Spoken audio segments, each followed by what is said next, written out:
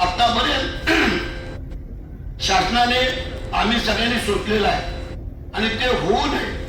मगाशी आपल्या व्यापारी बांधवांनी सांगितलेलं आहे, काही चुकीचं नाही आहे.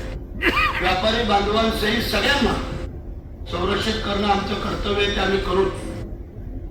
प्रत्येकाची आपली जबाबदारी आहे.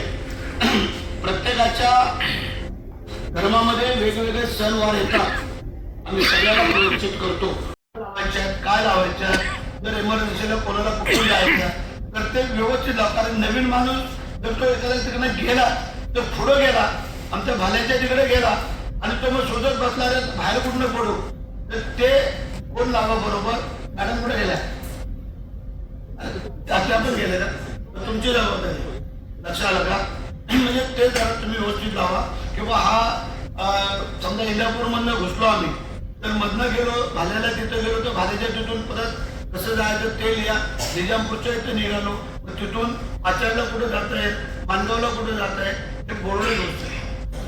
त्यानंतर डॉक्टर जे अँब्युलन्सचे सांगितले त्याची व्यवस्था आम्ही करतोय टप्प्याटप्प्यामध्ये.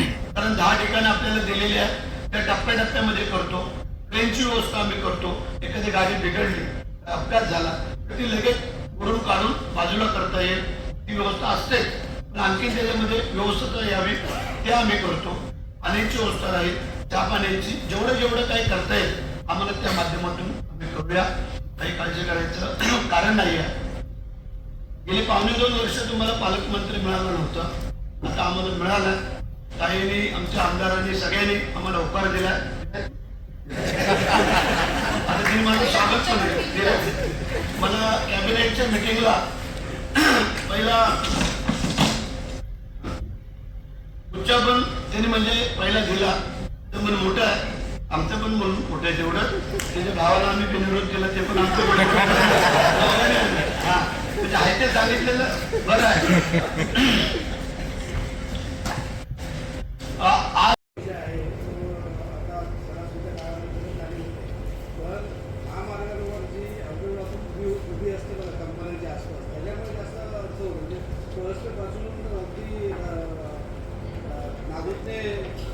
सगळ्यात